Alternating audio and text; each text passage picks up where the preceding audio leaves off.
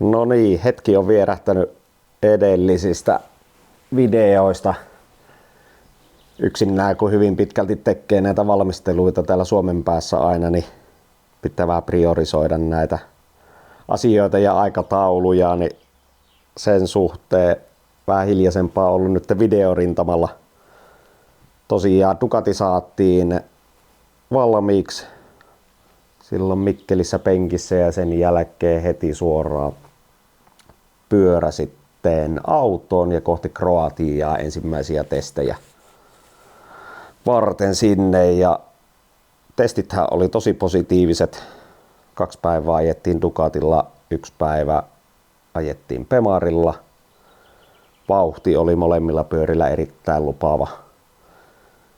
Siinä ei sen kummosempaa, tekniikka pelasi. Kaikki oli erittäin mainiosti, antoi hyvää itseluottamuksen kauden alkuun. Sen jälkeen pyörät takaisin Suomeen, nopea tsekki, niille vielä pienet valmistelut. Suurin oikeastaan oli Ducatin kanssa, huomattiin Irlannin testeissä, että meillä ei polttoaine tule riittämään TT:ssä 2 kierrokselle. Tehtiin uusi polttoainetankki nopeasti ja se onnistui lyhkäisessä aikataulussa. Kalusto lähti kohti Irlantia.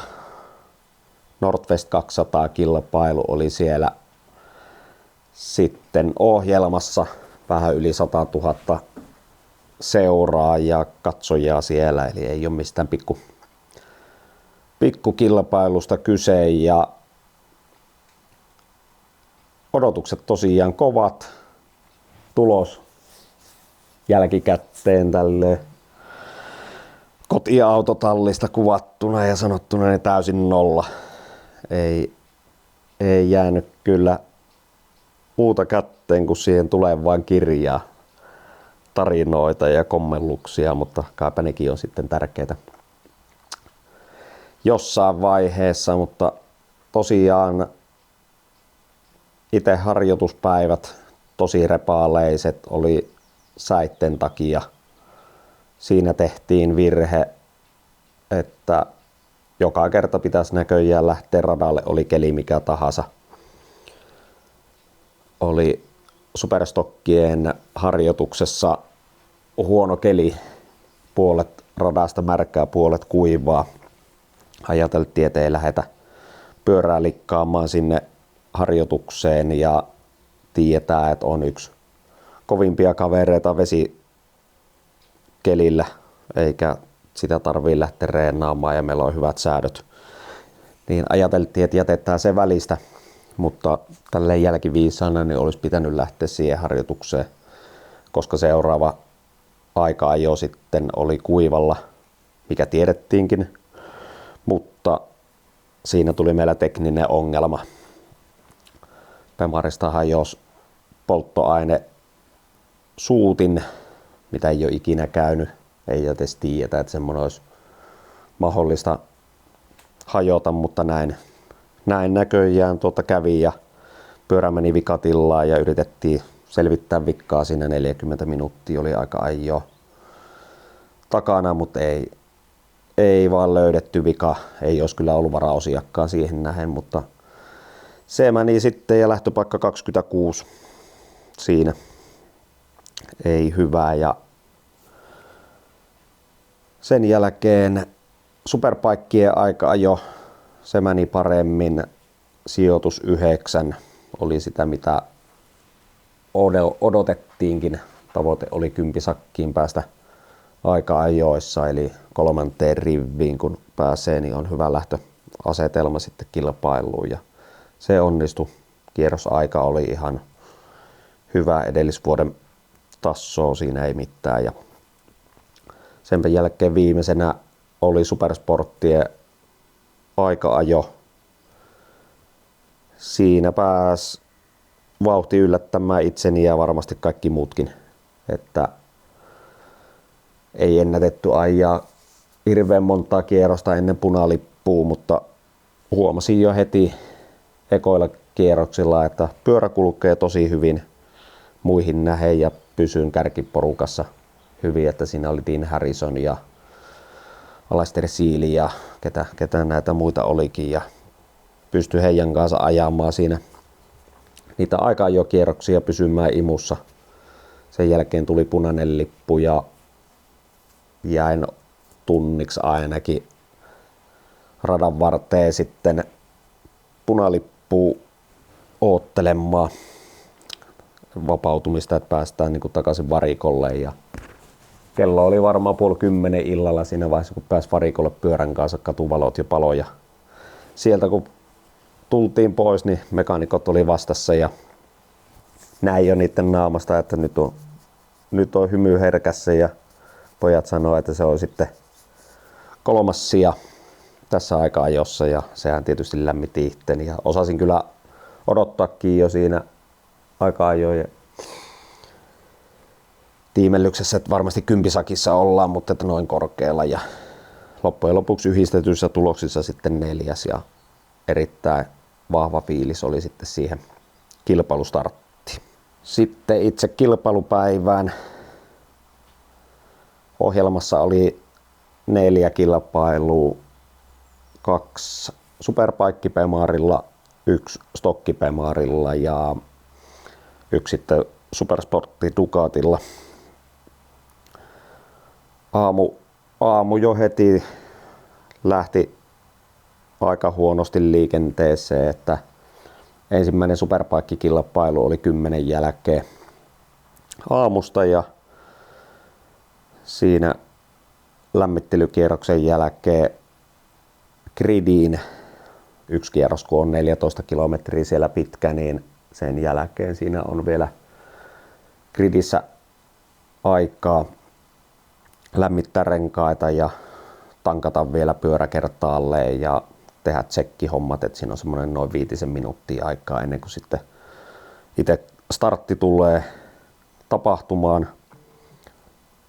Lämpökierroksella ei mitään, kaikki ok. Sitten itse kilpailu starttiin Pemarilla. Pemarissa aktivoidaan tuo launch controli siten, että ykkösvaihe päälle, kaasu täysin auki ja etujarrua vasten otetaan kytkemellä niin sanotusti tyhjät poikkeen ja no valot sytty, laitoin ykkösvaihteen silmään ja siinä vaiheessa pyörä nytkähti minulla pikkasen eteenpäin lähtöruudukossa. Itse lähtöä oli varmaan ainakin 5 sekuntia aikaa vielä. Huomasin siinä, että ratavirkailija minun vierestä nosti käden pystyyn ja rupesi siinä miettimään, että ei hitto, että kirjasko ne nyt tästä niin kuin minulle varaslähdön, vaikka valot ei ollut vielä niin kuin missään nimessä sammunut ja oli vielä pitkä aika siihen itse starttiin ja no siinä sitten meni tietysti ajatukset sekaisin ja jäin miettimään koko ensimmäisen kierroksen sitä, että tämä kilpailu varmaan nyt oli sitten tässä, että 10 sekunnin aika rangaistus tulloo siihen heti kärkeen, että ei tässä paljon kannata taistella enää ja oliko siellä 10 ensimmäisen kierroksen jälkeen ja no sitten tuli punainen lippu ja kilpailu keskeytettiin, oltiin radan varressa taas oottelemassa joku puolisen tuntia ainakin sitä kilpailustartin alkamista uudelleen ja no sieltä päästiin poikkeen renkaat kylmänä. Saatiin lämmitettyä renkaat uudelleen. Järjestäjä antoi siihen pientä lisäaikaa sille ja ei mitään sitten kun uudelleen lämmittelykierrokselle ja sittenpä sattukin lämmittelykierroksella asia, mitä ei ole ennenpä tullut sattuneeksi eikä ihan hirveästi varmaan muillekaan ole sattunut, että tuli lämmittelykierroksella kaatuminen. Voin editoida tähän kuvan radalta. Siinä oli mutkassa musta läikkä, öljyä, bensaa. Ei ollut siltä päivältä tosiaan, mutta jalalla kun kävin kokeilemassa, niin se oli liukas. En ollut sillä hetkellä ihan ajolinjalla tai normaali ajolinjalla, että ajoin vähän ulompaa sen mutkan ja videokin löytyy tapahtuneesta, että se voidaan liittää tähän sitten, mutta tosiaan eturengas alta se lähti suoraan siitä öljyläikästä, mustasta läikästä ja ei kun nurin ja pyörä sitten kärsi vauriota niin paljon, että en pystynyt jatkamaan tai en saanut sitten itteeni sinne starttiruudukkoon siitä enää ja keskeytys tuli jo ennen kuin sitten kilpailustartti etes alkoi. No, sain itteni sitten sieltä yleisiä teitä pitkin ajeltuu sillä vaurioituneella pyörällä ihteni lähemmäs ratavarikkoa siltä osin, että supersporttien kisa oli sitten heti niin kuin perään tämän superbaikin, eli pakko oli päästä lähelle varikkoa, tai jopa varikolle, että en myöhässy sitä seuraavasta startista. Ja no sehän menikin aika täpärälle siltä osin, että pyörä oli jo, kaikki kuskit ja meidän pyörä oli, mekaanikot oli jo starttigridissä siellä sateenvarjotyttöjen kanssa, mutta kuski ei näkynyt missään. Ja pääsin sitten just seuraavaan siihen kilpailustarttiin, nopeasti vaihoin nahkapuvun vaan siitä päälle ja uuden kypärän ja ei kun lämmittelykierrokselle Ducatin kanssa ja ei mitään, kaikki hyvin siinä. Tosiaan se kierros kun on pitkä, niin sen jälkeen on lupa tankata vielä pyörä kertaalleen ja pyörähän tankattiin siinä ja mekaanikko Pekka tankkasi sen jälkeen tankin korkki kiinni ja lähi ajamaan siihen gridiin. Sen verran pohjustusta meillä oli Ducatissa koko viikonlopun ongelmana, tai huomattiin ensimmäisessä aika-ajoissa, että kun meillä on nyt iso polttoainetankki, niin TT:n ja Nordwestin säännöissä on, että tankin huohotukselle tarvitaan tämmöinen keruusäiliö 250 millilitraa ja nyt kun on iso tankki kyseessä ja polttoainetta pitää olla tankki aivan piripinnassa, että se riittää noihin kilpailuihin, niin se sieltä huohotusputkesta puskee vähän polttoainetta sitten sinne keruusäiliöön ja sitä estääkseen siinä on sitten semmoinen takaiskuventtiili välissä. No aika-ajoissa huomattiin, että meillä se takaiskuventtiili oli pikkasen epäkunnossa siltä osin, että se ei antanut sinne tankkiin korvausilmaa, eli siellä oli alipaine niin kova siellä tankissa, että mekaanikot ei suonut ajon jälkeen polttoainetankin korkkiin auki. Hommattiin uusi venttiili siihen ennen kilpailuja. No huomattiinkin sitten, että se hommattu venttiili, niin se on aavistuksen verran epäkunnossa toiseen suuntaan, eli nyt se antaa sitä polttoainetta tai päästää sitä polttoainetta sitten sinne keruusäiliöön päin. No sen, että mitä mekaanikot sitten teki kautta esti sen tilanteen, niin löysäs aina polttoainetankin korkin, mutta laittoivat sitten mittaristoihin ja itselleen kaikki muistutukset, että muistat polttoainetankin korkki ja huutomerkkejä älyttömästi. Ja no mekaanikot ei, ne teki työtä käskettyä ja aina siinä ei ollut mitään ongelmaa, mutta sitten kuljettaja, minä itse, kun lähdin ajamaan siitä tankkauksen jälkeen kohti gridiä, siinä on semmoinen 50 metriä, niin huomasin, että sieltä polttoaineletkusta tulee sitä bensaa sinne keruusäiliöön ja ajattelin, että löysään tuota polttoainetankin korkkiin vähäsen, että se ei sitä polttoainetta työnnä sinne säiliöön, no gridiin ja siinä se 5 minuuttia sitten odoteltiin, oli sitten vaikka sun mitä siinä haastatteluita ja perusprosedyyrit siinä ja no ei mitään. Ajatukset tietysti on muualla jo ja lähdettiin ensimmäiselle kierrokselle. Hyvä startti. Olin 4. ensimmäisiin mutkiin mentäessä ja ensimmäinen kova jarrutus siihen mutkaan ja huomasin jarrutuksessa, että polttoainetta tulee sylin täydeltä ja samalla muistin, että henkilö, kuka löysäsi sen polttoainetankin korkin, niin ei muistanut sitä kiristää sitten, koska ei ollut mitään muistilappuja. Siinä vaiheessa eli minä itse ja mekaanikot tästä ei tiennyt mitään,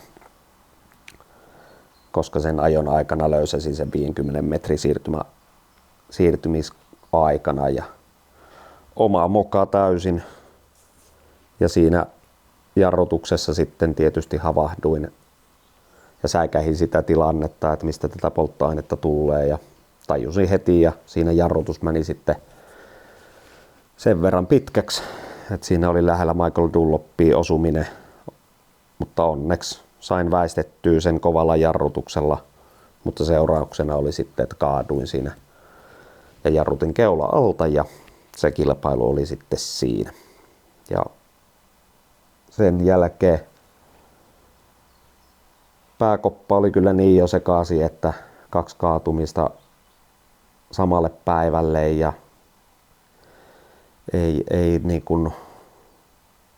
ei toiminut enää pääkoppa ja seuraava kilpailu olisi ollut sitten se superstokkilähtö, missä oli lähtöpaikka 26, niin ajattelin vettäytyä sitten loppupäivästä poikkeen oman ja muiden turvallisuuden kannalta, että en kokenut, että olisin täysin kilpailukunnossa korvien väliltä siihen loppupäivään, että vaikka se nyt olisi sen päivän saanutkin siinä totta kai hoidettua kunnialla loppuun, mutta ei se, että jos sijoitukset on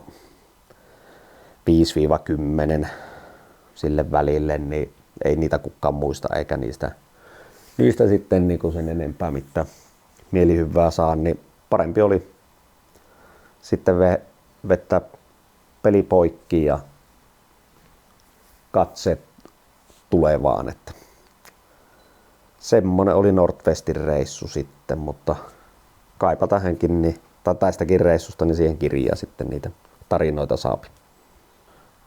No, mitä nyt sitten seuraavaksi, niin nykyhetki se, että tässä on 1,5 viikkoa aikaa Nordwestin ja TT välissä. Tietysti synkät fiilikset oli vielä Irlannissa ja ei kaukana varmaan ollut. Tai no, totta, olihan se nyt kaukana, mutta kävi mielessä, että eiköhän pojat pakata nämä rojut konttiin ja lähdetään takaisin Suomeen, että jätettäisiin TT-välistä, mutta se ei nyt ole aina niissä tilanteissa sitten harmitus suuri, mutta tosiaan kalusto jäi Irlantiin. Tämäkin asia olisi varmasti voinut sattua kelle vaan, mutta sattui taas Kostamo Ernolla, että meillä oli suunnitelma se, että autokalusto jätetään Kerry Parkerille tuonne Parker Motorsportille, kenen tiimissä ajoin viime vuonna ja ystävystyy heidän kanssa, niin he halusivat sitten, tai pystyvät jeesaamaan minua siltä osin, että kalusto jääpi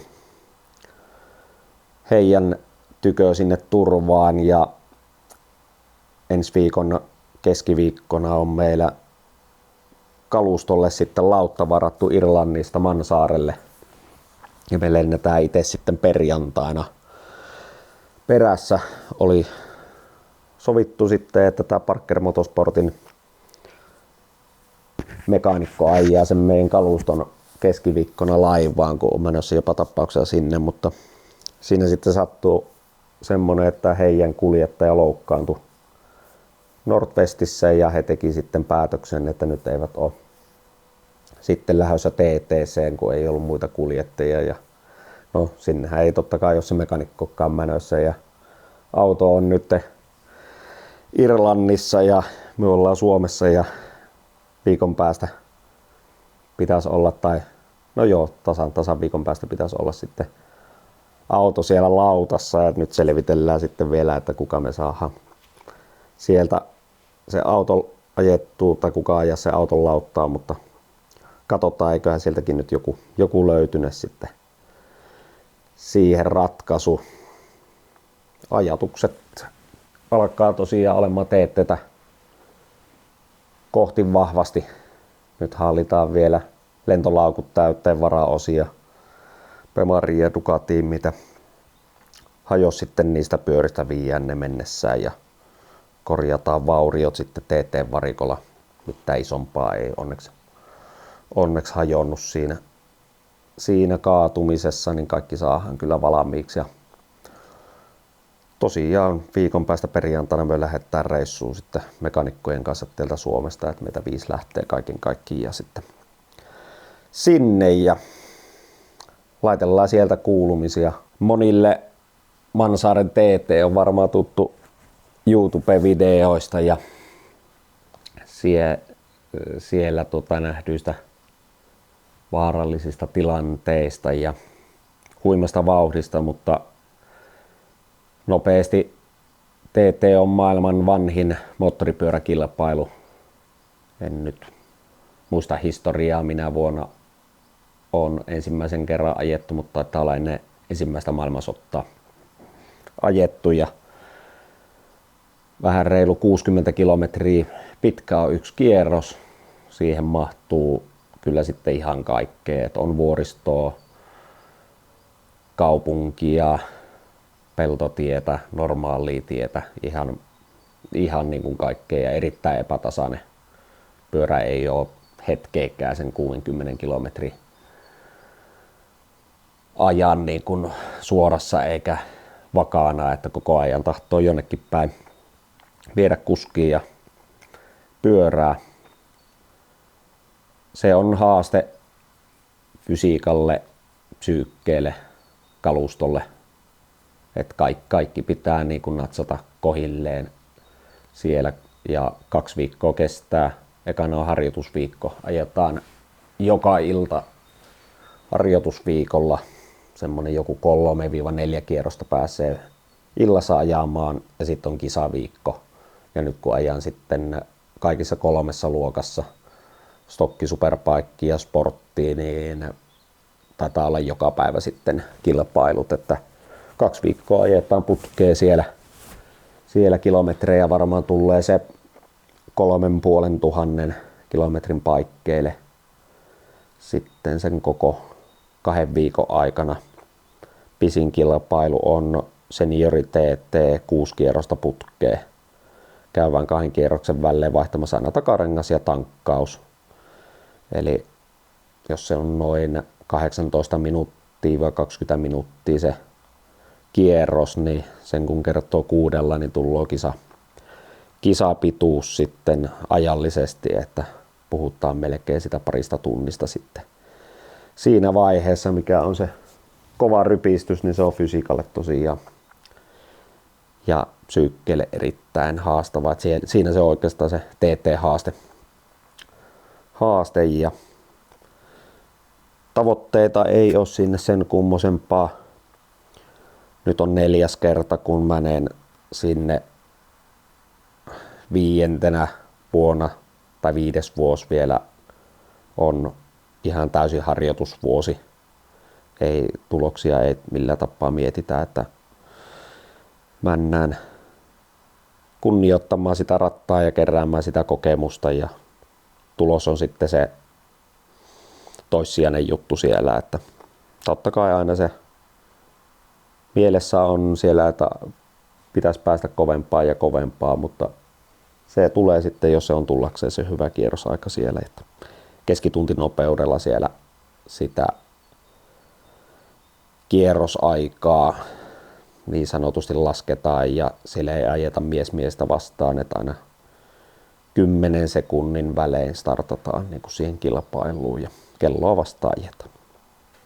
Jos ja kun toivottavasti katsojia kiinnostaa, mitä TT:ssä tapahtuu NS-kulissien takana, niin lanseerattiin viime vuonna menestyksekkäästi TT-etävarikkopassi. Eli sinne mekaanikot, minä, meidän taustaryhmä lisäsi jatkuvasti WhatsApp-ryhmään videoita, kuulumisia, insight-tietoa, mitä siellä TT:ssä tapahtuu. Siellä on erittäin rajoitteita kuvaamisen ja kaiken niin kuin sisällön jakamisen suhteen, mutta tämmöinen niin kuin suljettu kanava on sallittu ja siitä tuli paljon kiitosta viime vuonna.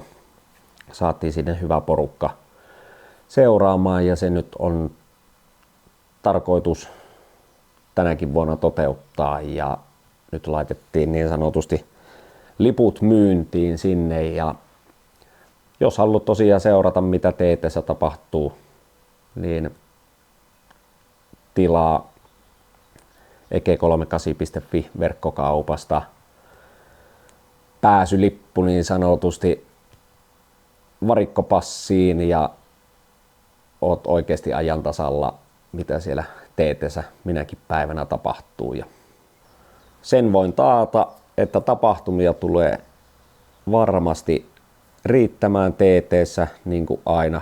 Se on tosi kova rytistys kaikille meille kuljettajille. Ja kun tosiaan 2 viikkoa ajetaan, niin sieltä sitä materiaalia tulee sitten paljon. Suuri kiitos tässä vaiheessa. Jos tilaat etävarikkopassin, tulee auttamaan tosi paljon itseäni taloudellisesti. Reissu ei ole mikään halpa, pelkästään lauttaliput on jo melkein se 7-8 tuhatta euroa, kun tuolla kalustolla menee sinne, niin se on jäävuoren huippu vasta siihen budjettiin, mikä tuo kilpailu viepi, että puhutaan lähemmäs kaiken kaikkiaan niin semmoinen 50 000 euron budjetista, mitä tuo kilpailu sitten syö, niin jokainen euro, jokainen tuki, mikä tulee etävarikkopassista, oli se sitten fanituotteita, 20 euron lippis vie tässä projektissa eteenpäin ja suuri kiitos kaikille. Laita fanituotetta tilaukseen, varikkopassia tilaukseen. Palataan passin suhteen ensi viikolla asiaan. Itse lähden nyt tästä varmastikin seuraavaksi ruohonleikkaukseen ja valmistautumaan TTC parhaalla mahdollisella tavalla. Ja jos nyt et tilaa varikkopassia, niin seuraa kuitenkin sosiaalisen median kanavia. Sinne tulee kanssa päivityksiä. Ei totta kai ihan niin tiuhaan kuin siellä varikkopassin puolella, mutta oo hengessä mukana ja pistä peukkuun ja laita kanava vaikka tilaukseen, jos ei muuta. Suuri kiitos.